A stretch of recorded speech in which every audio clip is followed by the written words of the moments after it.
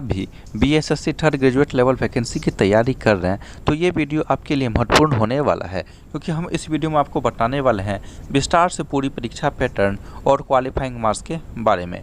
तो इससे पिछले वीडियो में भी मैंने बिहार एसएससी थर्ड सीजीएल 2022 के वैकेंसी के एलिजिबिलिटी, क्वालिफिकेशन, एज लिमिट और आपको कैटेगरी वाइज आपको कितना पेमेंट करना होगा, तो इन सारी चीज़ों के बारे में मैंने आपको पिछले वीडियो में आपको बताया था।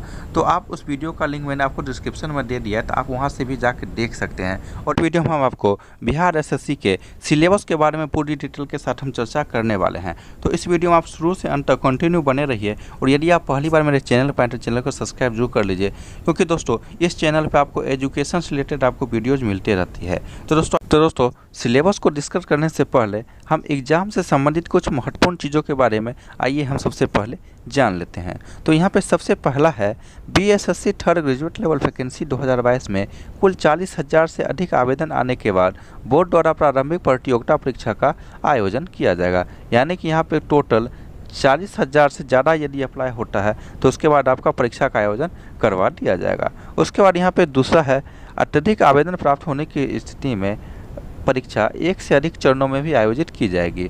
यानी कि आपका आवेदन यदि ज़्यादा आ जाता है, स्टूडेंट की संख्या यदि बढ़ जाता है इस वैकेंसी के लिए, तो आपका एक शिफ्ट से ज़्यादा भी शिफ्ट में आपका एग्ज़ाम हो सकता है। उसके बाद यहाँ पे तीसरा है विभिन्न चरणों में परीक्षा आयोजित किए जाने के फलस्वरूप परीक्षा परिणामों की सामान्यीकरण प्रणाली के तहत जारी किया जाएगा। यानी कि शिफ्ट आपका अगर बढ़ेगा एग्ज़ाम शिफ्ट, तो आपको हो सकता है कि आपका रिजल्ट जो है वो आपको नॉर्मलाइज कर दिया जाए।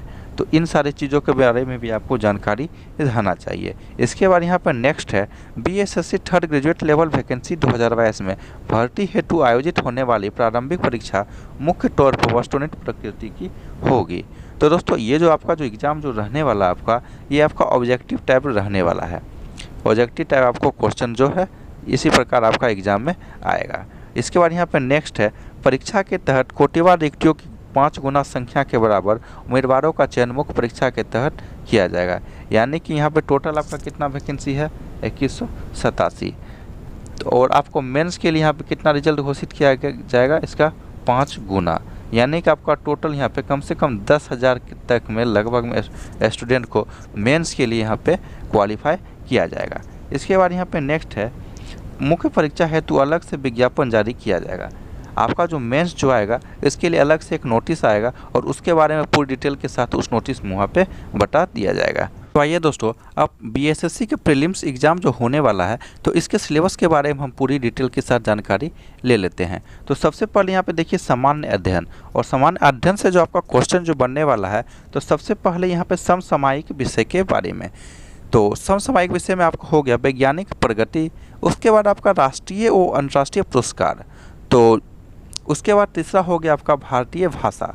तो भाषा के बारे में भी आपको पूरी तरह से आपको पढ़ लेना है। इसके बाद हो गया आपका पुस्तक, हो गया लिपि, राजधानी के बारे में सबसे इम्पोर्टेंट है आपका राजधानी। तो इन सारी चीज़ों के बारे में भी आपको सही से आपको जानकारी ले लेना है। उसके बाद मुद्रा हो गया, खेल खिलाड़ी हो गया, उसके बाद महत्वपूर्ण घटनाएं, यानी कि आपको यहाँ से करेंट अफेयर से संबंधित आपको इसमें क्वेश्चन आपका रहने वाला है। तो आपके लिए यहाँ पे सबसे बेस्ट बुक यहाँ पे प्रतियोगिता दर्पण रहेगा। यदि आप वो बुक ले लेते हैं तो आपको इन सारे चैप्टर का यहाँ पे कवर हो जाएगा वहाँ से। तो इस चीज़ को आपको ध्यान देना होगा। उसके बाद नेक्स्ट है यहाँ पे भारत उसके पड़ोसी देश। तो भारत उसके पड़ोसी देश से जो आपको क्वेश्चन बनने वाला है, तो इसका पहला टॉपिक हो गया यहाँ पे पड़ोसी देशों का इतिहास। इसके बाद भारत का इतिहास हो गया, संस्कृति हो गया, भूगोल हो गया, ज्योग्राफी, आर्थिक परिदृश्य हो गया। इसके बाद स्वतंत्रता आंदोलन से आपका क्वेश्चन बनने वाला है। इसके बाद भारतीय कृषि व प्राकृतिक संसाधनों की प्रमुख विशेषताएं, तो भारतीय कृषि हो गया, उसके बाद संसाधन जो हो गया, तो इसके बारे में भी आपको यहाँ पे ध्यान देना होगा। भारत का संविधान व राज्य व्यवस्था, देश की राजनीतिक प्रणाली, पंचायती राज हो गया, सामुदायिक विकास हो गया, पंचवर्षीय योजना हो गया, राष्ट्रीय आंदोलन हो गया, बिहार का योगदान आदि के। तो इन सारी चीज़ों के बारे में भी आपका सामान्य अध्ययन से क्वेश्चन बनने वाला है। तो इन सारी चीज़ों को आपको ध्यान देना होगा। उसके बाद नेक्स्ट जो आपका क्वेश्चन जो बनने वाला है यहाँ पे, वो सामान्य विज्ञान, यानी कि आपका जीएस से यहाँ पे और मैथ, इनसे क्वेश्चन आपका रहेगा। तो सामान्य विज्ञान की यदि हम पहले बात करें तो आपका हो गया फिजिक्स हो गया, इसके बाद केमिस्ट्री हो गया, इसके बाद आपका ज्योग्राफी हो गया, इसके बाद आपका बायोलॉजी हो गया। तो इन सारे चैप्टर से आपका क्वेश्चन बनने वाला होगा। इसके बाद आपका मेट की यदि हम बात करें तो यहाँ पे संख्या पद्धति से संबंधित प्रश्न हो गया। इसके बाद पूर्ण संख्याओं का अभिकलन हो गया, दशमलव से आपका क्वेश्चन रहने वाला है और भिन्न से। उसके बाद संख्याओं के बीच परस्पर संबंध। उसके बाद हो गया मूलभूत अंक गणितीय संक्रियाएँ। इसके बाद प्रतिशत हो गया, अनुपात व समानुपात, औसत, ब्याज, लाभ व हानि इत्यादि। तो इन सारे चीज़ों से आपका यहाँ पे मैथ और जीएस का क्वेश्चन आपको इन सारे चैप्टर से आपका आने वाला है। इसके बाद यदि हम रीजनिंग की हम बात करें मानसिक क्षमता परीक्षा के बारे में, तो देखिए यहाँ पे सबसे पहले यहाँ पे दिया गया है कि शाब्दिक व गैर शाब्दिक दोनों के प्रकार के प्रश्नों को पूछा जा सकता है। तो इन चीज़ों के बारे में भी आपको यहाँ पे ध्यान देना होगा। इसके बाद हो गया सादृश्य व समानता व भिन्नता। इसके बाद स्थान कल्पना। इसके बाद नेक्स्ट है समस्या समाधान। इसके बाद विश्लेषण, दृश्य स्मृति, विभेद हो गया, अवलोकन हो गया, संबंध अवधारणा हो गया, अंक गणितीय तर्क शक्ति हो गया, अंक गणितीय संख्या श्रृंखला हो गया। इसके बाद कूट लेखन व कूट व्याख्या आदि हो गया। तो इन सारे टॉपिक से आपका यहाँ पे क्वेश्चन बीएसएससी एग्जाम के लिए आपका बनने वाला है। तो इन सारे टॉपिक को आपको सही से आपको पढ़ना होगा। तो दोस्तों ये तो हो गया आपका सिलेबस, और अब हम category wise qualifying marks of BSSC third graduate level syllabus 2022। तो अब इसके क्वालिफाइंग मार्क्स के बारे में हम बात कर लेते हैं। तो कैटेगरी वाइज यहाँ पे क्वालिफाइंग मार्क्स दिया हुआ है। तो सबसे पहले यहाँ पे अनरिजर्व हो गया यूआर, तो उसके लिए क्वालिफाइंग मार्क्स यहाँ पे रखा गया है 40%। और उसके बाद यहाँ पे बीसी हो गया, इसका वहाँ पे देखिए 36.50%। इसके बाद ईबीसी हो गया, तो यहाँ पे 34% यहाँ पे रखा गया। इसके बाद एससी एंड एसटी कैटेगरीज का हो गया यहाँ पे 32%। इसके बाद वुमेन जो ऑल कैटेगरी का वुमेन जो हो गई उनको यहाँ पे 32% यहाँ पे क्वालिफाइंग मार्क्स रखा हुआ है।